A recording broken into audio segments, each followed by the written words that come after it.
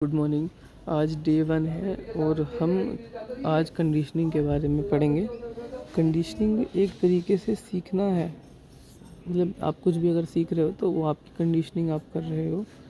ये एक ऐसी प्रक्रिया है जिसमें हम किसी चीज़ या घटना को दूसरी चीज़ या घटना से जोड़ना सीखते हैं, मतलब कनेक्ट कर रहे हैं चीज़ों को, तो वही कंडीशनिंग होती है, जिसकी वजह से हम एक नया व्यवहार या प्रतिक्रिया दिखाने लगते हैं। मतलब इससे हम अपने आप को कंडीशनिंग करने से डिसिप्लिन बन सकता है हमारे अंदर, अच्छा या बुरा दोनों तरह का। अगर आप अच्छी कंडीशनिंग करोगे तो आपका व्यवहार अच्छा बनेगा, और गलत तरीके से यूज़ करोगे तो आपका व्यवहार गलत बनेगा। आप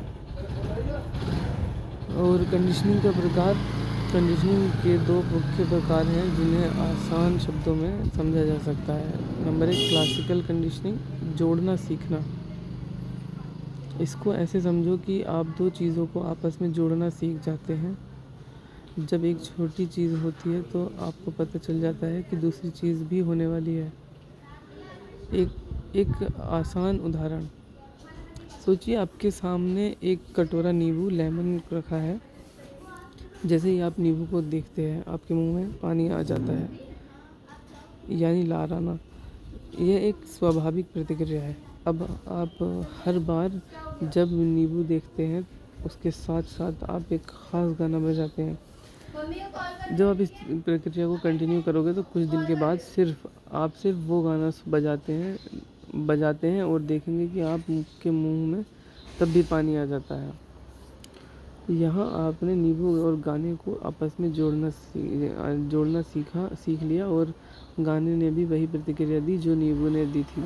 this is conditioning, this is classical conditioning. और नंबर 2 पर आती है ऑपरेंट कंडीशनिंग, इनाम या सज़ा से सीखना।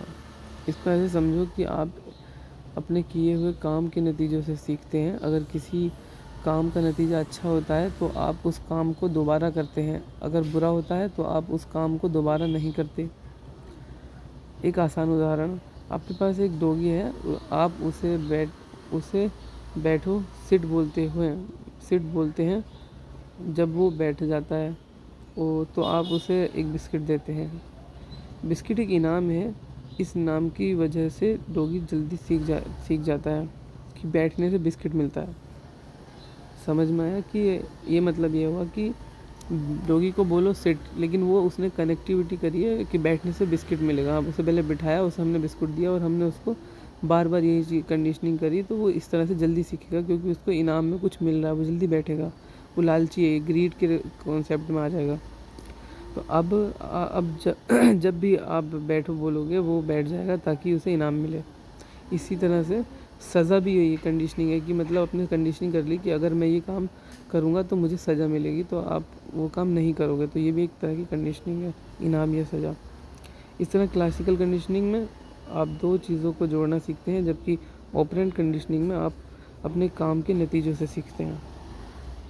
Thank you so much guys, मुझे इतना देर अपना वक्त देने के लिए।